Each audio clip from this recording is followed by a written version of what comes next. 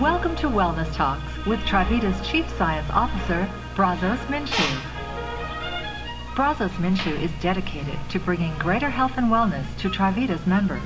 He combines an extensive background in medical science, naturopathy, and alternative treatments to create lifestyle and nutritional solutions to health challenges.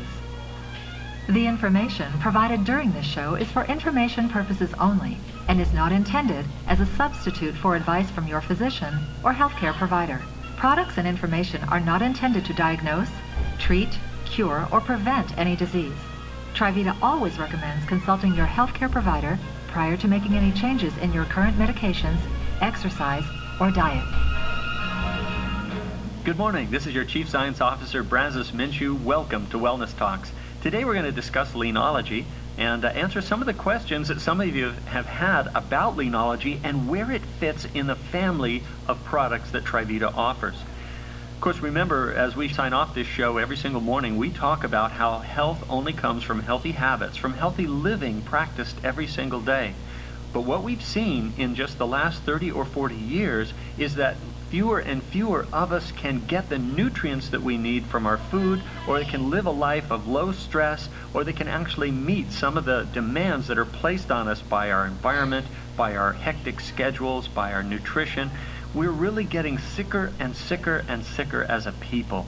And because of that, it just becomes incumbent that we supplement our program, our diet, our lifestyle with nutrients. And in fact, this actually was the topic of a Journal of the American Medical Association article back in the year 2002 by an author named Fletcher. Dr. Fletcher was saying, we simply can't keep up anymore, and we have to recognize that we're falling so far behind. Well, we can't get the nutrients from our food because they're grown in nutrient-depleted soil. We can't keep up with the relentless pace of stress that we're under all the time. Our bodies just weren't designed to meet that. And then we have so many different toxins in our body that are actually the progenitor of inflammation, which causes disease, or which is related strongly to the origins of disease.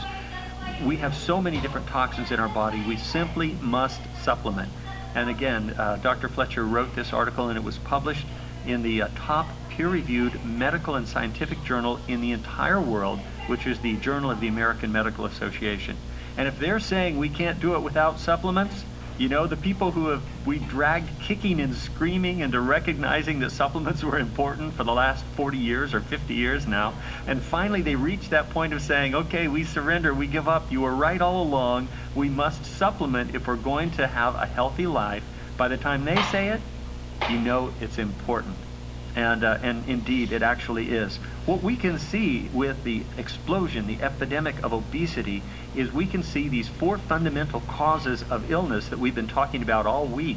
We can see them actually blossoming into the first condition that we can identify and measure and plot and track as a group of people. Remember, the four fundamental causes of all states of imbalance, all patterns of disharmony in your body, are trauma, toxins, deficiencies, and stress. Now, can these cause obesity? You bet they can cause obesity. And as we've watched individuals have less and less nutrition in their food, which really began about 70 or 80 years ago, really, the farming practices went from an agrarian base to an industrial-based economy some years ago, some decades ago. And as we began to see more and more of these industrial farms replacing family farms using chemicals, over-harvesting, over-planting, and not letting the soil have a chance to rest, all we have really begun to see is a demineralizing of our soil and a denaturing of our food. Sure, the tomatoes are big and ripe and beautiful, but they have no nutrients in them, which, P.S., is the reason why they have no flavor anymore. And then actually we got to take a look at this at one of the, speaking of tomatoes, we got to take a look at this in one of the assays of tomatoes, and saying we took an organic tomato grown in organic soil that was well fertilized and well mineralized, and it had about 1,500 parts per million of iron. And yet we took this big, beautiful, gorgeous tomato that was grown hydroponically, and how much iron it had? 1 part per million, right? Less than 10 parts per million. 1 part per million of iron. Now, that's not going to give you the nutrition you need, and it's not going to give the plant, the vegetable, the flavor that it needs, but it's not going to give you the nutrition you need, so where are you going to get your nutrients from? It just so happens you're going to have to supplement. I mean, if we're to listen to what our scientists are telling us, we're going to have to supplement. And that's how we fill up the deficiencies that can create conditions later on. So will eating deficient tomatoes cause obesity? Well, something is causing the obesity epidemic. And it's been drilled down to just 4 fundamental causes: trauma, toxins, deficiencies, and stress. So now when we get into our discussion of leanology, we have to take a look at how big the problem is before we can really get into what we need to do about it and why supplementation is so important. What does the obesity crisis really look like? Well, back in the year 2003, there was the culmination of 20 years of research which is discussing pretty specifically the obesity trends among U.S. adults.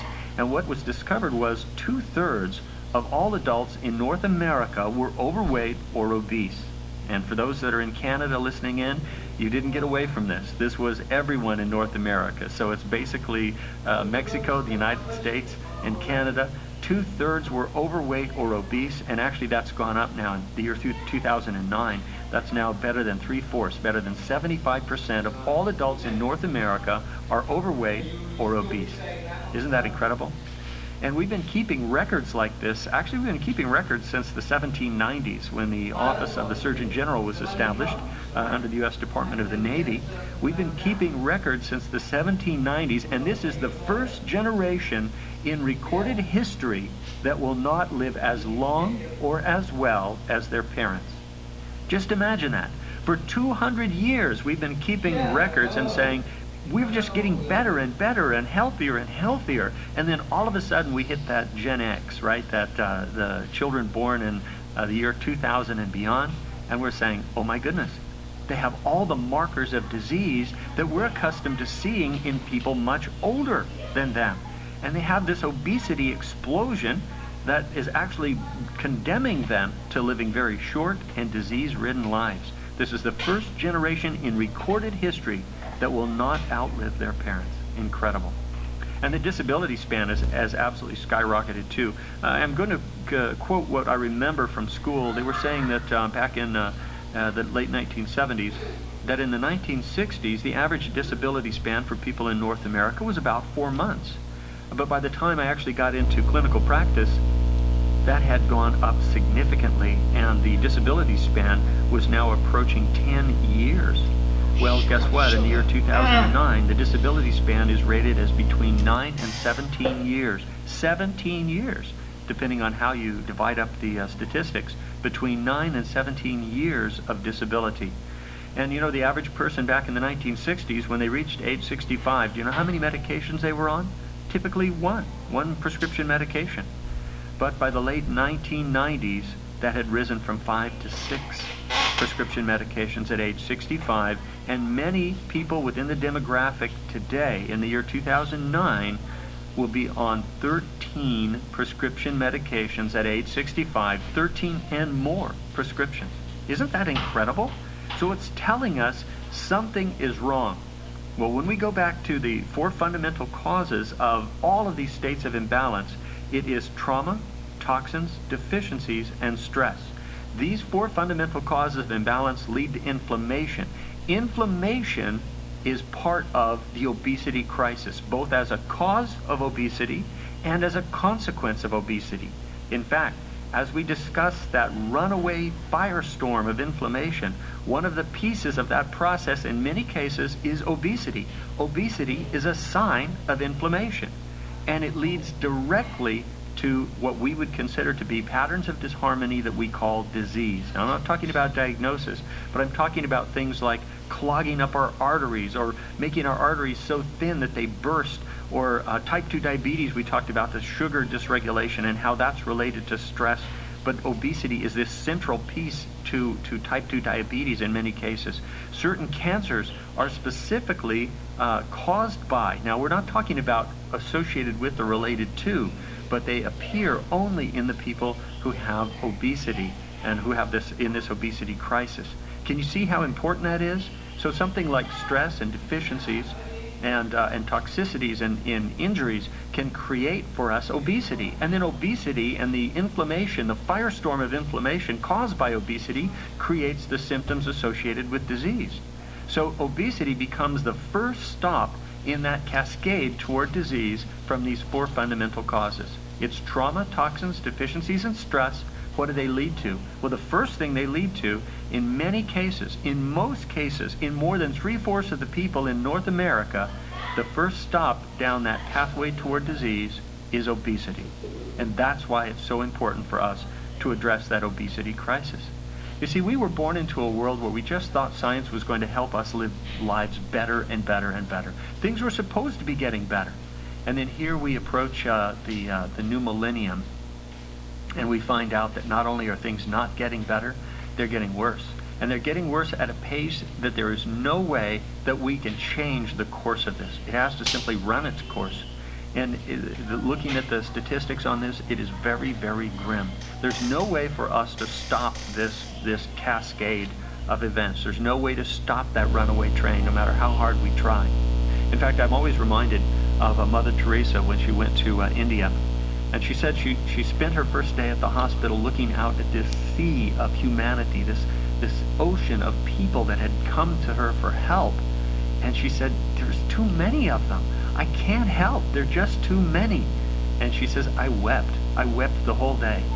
And then she says, I got up and I dried my face and I said, I can't help them all, but I can help one, and one, and one, and one. And that's the way it is in the obesity epidemic. We simply can't change the momentum of this obesity epidemic, but we can help one, and one, and one, and one. And so that's why we have Leanology. And Leanology carries with it the product promise that we're going to help an individual achieve and maintain sustainable weight loss. We do that because of addressing the four fundamental causes: trauma, toxins, deficiency, and stress. And then as we blend that together now, we can say, okay, we'll deal with the cortisol that comes from stress. We'll certainly help an individual with a runaway appetite, which is a process of inflammation. We'll help them increase their metabolism, which has been reduced by stress. And most importantly, we'll help them stabilize that blood sugar, because it's at this place where obesity moves from this cosmetic problem to a medical problem. That's that blood sugar regulation and control. So more than half of the program in our Leanology program, our Leanology system, is designed to help you get rock solid, stable blood sugar control, and then to increase your energy and metabolism, reduce the impact of stress, and help us control our appetite. And with that in mind, we can now move people away from this runaway train of obesity, this firestorm that feeds on itself. We can't help everyone, but we can help one, and one, and one, and one. I'd like to talk with you again another time about the Leanology study and to be able to demonstrate to you why and how Leanology works. But until then, remember, health only comes from healthy habits practiced every single day. Instead of us being a contributor to this runaway train of obesity leading to disease, let's be the first people to interrupt that cycle. Let's help stop that runaway train, at least in the life of one person. We'll see you again tomorrow. Thank you for attending.